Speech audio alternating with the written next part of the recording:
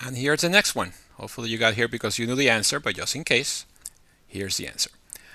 Apple just introduced its cloud service last fall. Now remember, this is a service that allowed people to actually download stuff to someone's iPad and automatically the song, so you can download a song to the iPad and then automatically is downloaded into your iPhone or into your Mac if you have a Mac. So if this service ends up increasing the cost of selling music, then we would expect the following to the surplus.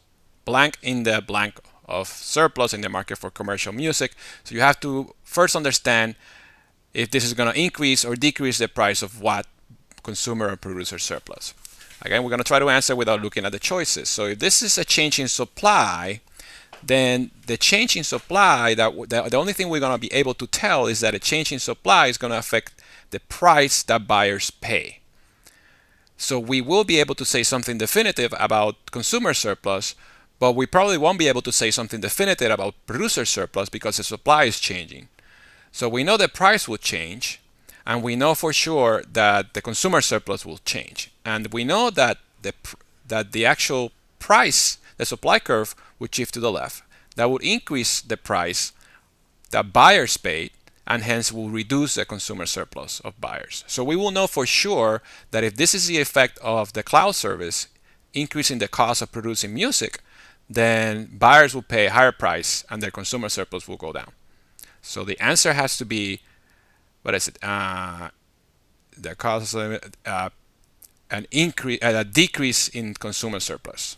So whenever we see the answer, that's the answer. So the first one says increase in consumer surplus. That's not it. It's a decrease in consumer.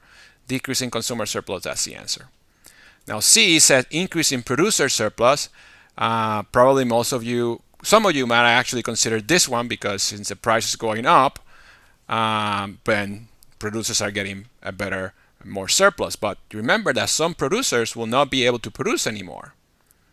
And buyers are actually going to buy less music because the music is actually more expensive. So we don't really know if the producer surplus will actually end up being more or less. Yes, the producers that stay in the business, they will be actually gaining more money. But we don't know if the increase in the profits of the producers or the surplus of the producers that stay in business is actually enough to offset that loss of producer surplus because there's a lot of producers that are actually not going to produce anymore. So we won't be able to say anything definitive about the producer surplus because the supply curve is changing and it's producing two changes in the producer surplus. But we will know something definitive about consumer surplus, and that is that the consumer surplus will go down. The other answer was decrease in producer. I suppose a lot of people did not choose that answer.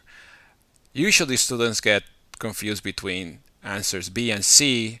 You're left with these two answers that could potentially be right, but in this particular case, B is a better answer than C because B is always right for this problem. C is not necessarily always right. Okay, so I think this is one of the more challenging problems of the lecture. So if you're still having problems, make sure you go over this answer a couple of times. Maybe do a diagram as I tell you the answer, or consult the book. That's a couple more, 2 or 3 more problems, and then we're done.